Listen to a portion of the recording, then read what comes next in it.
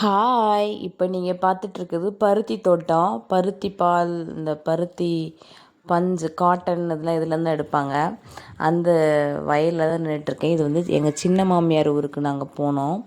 அவங்க வந்து எப்போதுமே வந்து எல்லா நாளுமே பருத்தி, மிளகா, நெல், உளுந்து, பாசிப்பயிறு, சிறுபருப்பு இது ஏதாவது ஒரு விவசாயம் பண்ணிகிட்டே தான் இருப்பாங்க. அவங்க வயலில் தான் நாங்கள் இப்போ காமிச்சிட்ருக்கோம். அப்புறம் அங்கே வந்து நொங்கு வெட்டி தரேன்னு சொல்லிட்டு காட்டுக்குள்ளே கூட்டிகிட்டு போனாங்க. எங்கள் மாமா வந்து நொங்கு வெட்டி கொடுத்தாங்க. அதுதான் குடிச்சிட்ருக்கோம். குடிச்சிட்டு அந்த வயல்லையே சுற்றி பார்த்துட்டு வந்தோம். உளுந்து எடுத்துகிட்டு இருந்தாங்க, பாசிப்பயிறு எடுத்துகிட்டு இருந்தாங்க.